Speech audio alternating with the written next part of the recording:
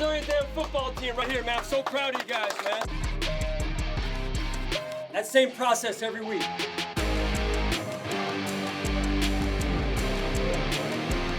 One, two, three, win!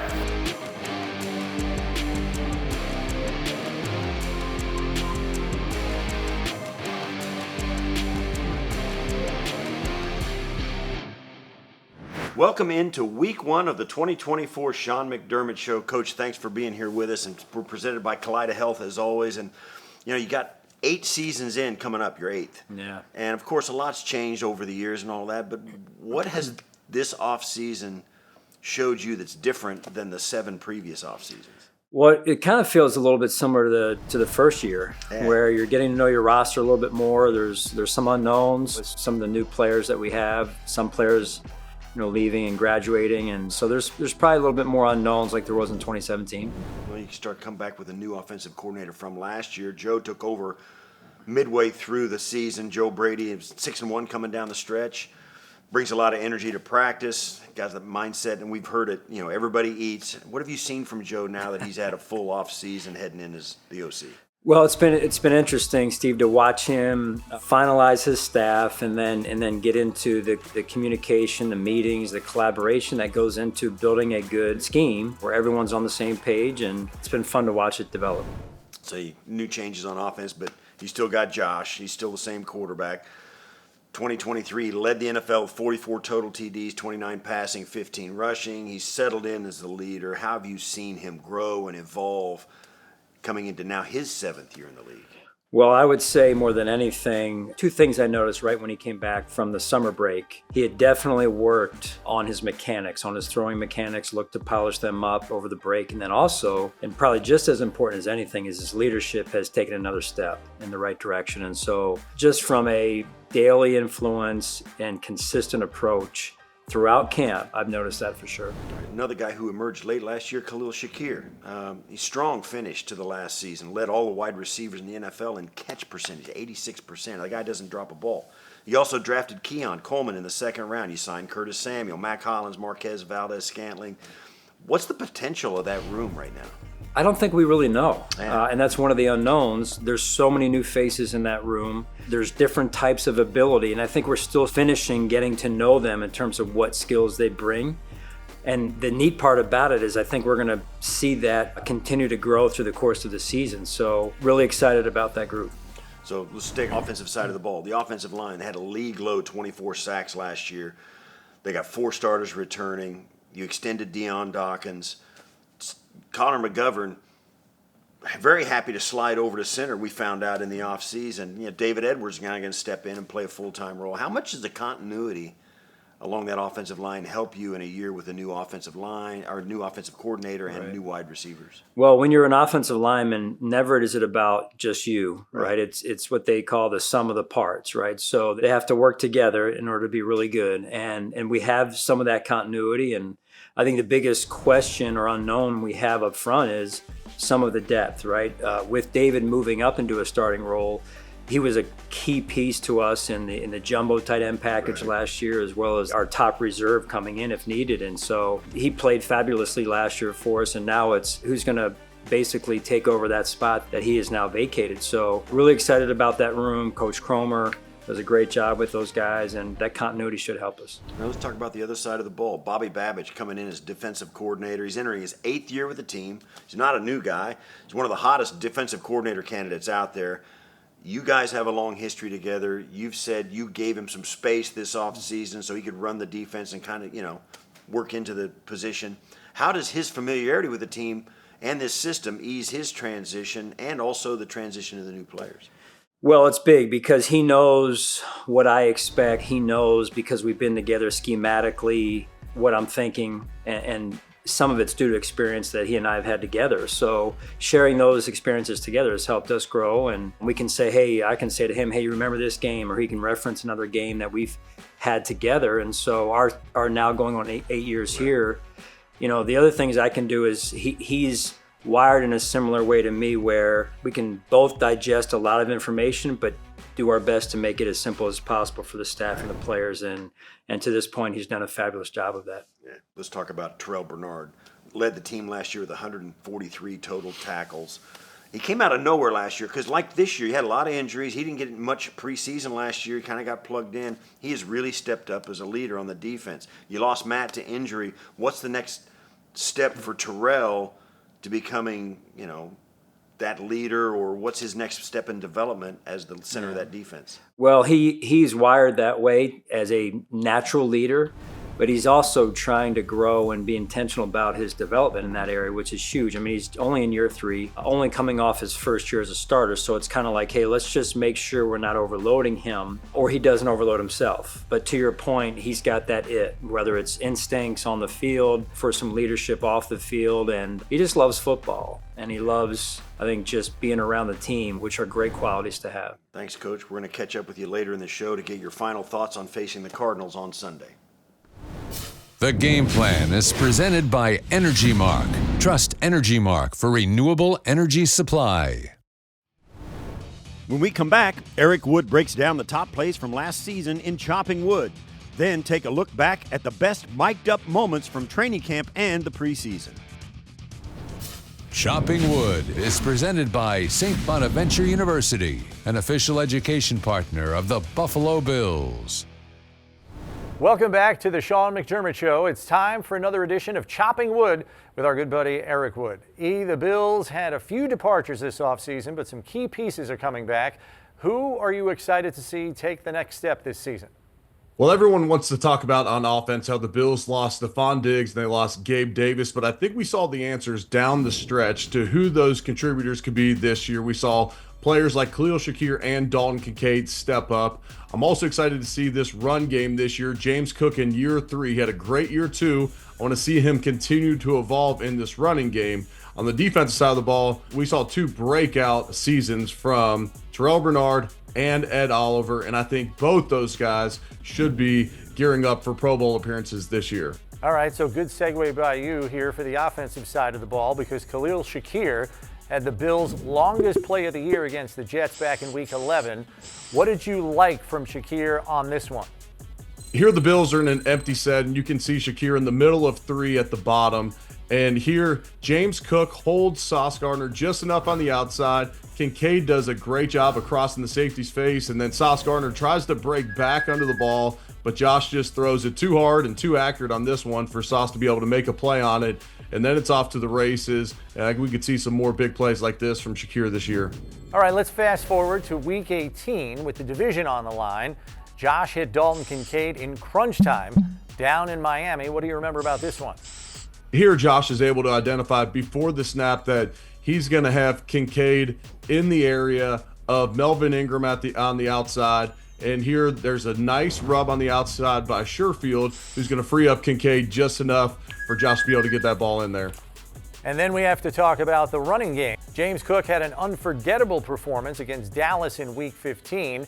As you know, they ran all over the Cowboys that night for over 200 yards, and Cook put the exclamation mark on it with a 24-yard touchdown run. What'd you like most about this one? Yeah, the Bills ran this tackle trap over and over against the Cowboys. They were content on playing dime defense against the Bills, and so the Bills were going to continue to exploit it, mainly with this play. Here, Deion Dawkins does a great job, comes across on the trap. We saw great blocking up front. Osiris Torrance, Spencer Brown with a nice combination block there. Get up to the second level. James Cook makes the safety miss, and it's a touchdown. And then on the defensive side of the ball, Terrell Bernard had his breakout game in Washington in Week 3. Let's take a look at his interception that really got everything rolling. The Bills are going to cover 3 look here, and the Commanders are going to run a flat curl concept. Bernard does a good job taking a look at the tight end in the flat, but then realizes the situation, and he keeps getting depth in his drop. He keeps his eyes on the quarterback, and he elevates right underneath the curl route for the interception. Love this athleticism. Ed Oliver had a great year and got his first career interception against the Patriots. What'd you see from him on this play?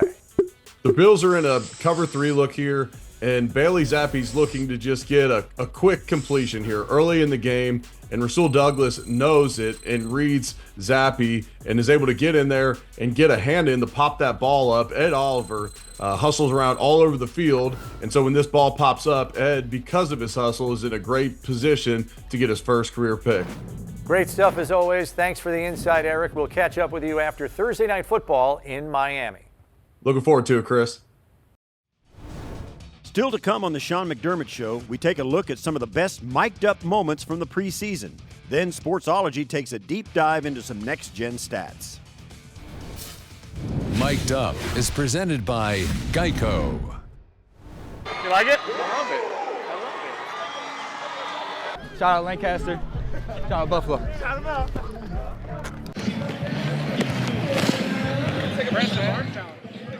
Appreciate it. I'm better at throwing upside down, though. Oh! What's going on, big dog? Morning. That's good. Cold of the day. I ain't gonna lie, I'm from down south. I'm gonna have to go over here. Sorry, pal. I got you, big dog.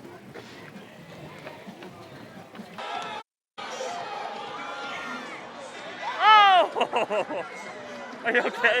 Are you okay? Are you okay? We're like a lot shorter pregame than college. Way shorter. Yeah. We waited around way longer than there. Yeah. Coach Mangus. Let's go get it, man. Yes, sir. Let's do it. Just like Bull Stadium, right? Yeah. Yep. Come on. Perform, baby. It ain't no different. Just a different uniform. Like they done went to the zoo. They see the lions. Mommy, I see him.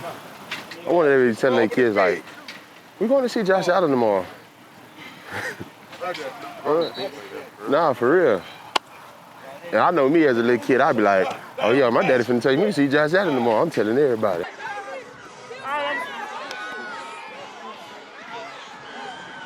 Oh no! Oh no! Oh no! We're gonna have a fight. We're gonna have a fight. That old 454. Gotta get that old 454 going. That old truck don't want to start this morning. Ah! Ah! There it is. There's like 3 or 4 of your dudes walking around here barefoot. Oh, it's all freaking Mac Holland. I know, and there's other guys doing it now. I know. Coaches are in on it too. Oh yeah. You're a great guy and great friend too. Put it there. Thanks. Brotherhood. Yeah. They always, this guy comes and always films me on the sideline. I'm like, I'm not gonna give you anything good, buddy. I'm just standing here. Look, the back of my freaking jersey. That guy? Yeah, but that's the mic'd up camera. Oh. No, I know, it's not the mic'd up camera. Just waiting. I don't know which camera to look at. Damn, he got my interception ball. I thought it was lost forever. That's my only pick in the league. We're gonna have to get that one back. Hey, make sure you get a video of that dude. I need that ball back. Bro, they got my interception ball from the dude over there in the red 17. Yeah. See him on the gate? He got my interception ball from New England. You gonna get it back there? I ain't asking for it back yet, but I am gonna ask him for it back. What's going on, bro? This is all we wanted was to get you the ball. How you doing, sir? Appreciate it. What's going on? Do you mind if I have that ball? Oh, of course. Okay, look, I'm gonna have to do something special for you. Damn, this is the only pick I ever caught in the league. I know, and then Terrell Bernard grabbed it from you and ran it over and threw it at him, and he caught it. Oh, for real? Yeah, look, watch this. Bro, like, I was like, damn, y'all ain't nobody get the ball. I didn't know where the ball had went. It just disappeared. So, bro, I'm super thankful that you can return it to me. I'm gonna have to do something super special for you. Next up on the Sean McDermott Show, we break down some next-gen stats in Sportsology. Plus, hear Coach's final thoughts on hosting the Cardinals on Sunday. Sportsology is presented by ECMC. ECMC, bringing hope and healing to Western New York. Joe Brady will call his first game as Buffalo's new offensive coordinator this week. We got a taste of what the offense might look like because Brady called the final 7 games of last season. The Bills went 6-1 under Brady's guys. In terms of how the offense was deployed, the Bills ran run plays 53% of the time, compared to pass plays just 47% of the time. Buffalo ranked 6th, averaging 27 points per game, and 4th, averaging 149.6 rushing yards per game in the weeks that Brady was the OC. While we can go off last year, the offense will have some new wrinkles thanks to several new players. The Bills welcome 5 new offensive weapons and 4 wide receivers and 1 running back. These 5 will definitely shake things up a bit to make their offense less predictable. The offense's mantra this season is everybody eats. It's all about being selfless and celebrating each other's successes. We will see the big unveil of what everybody eats truly looks like come week 1. After the break, the crew from Buffalo Bills Weekly gives us their game day preview for Sunday's matchup with Arizona. Plus, Coach tells us what it will take to start the season with a win against the Cardinals.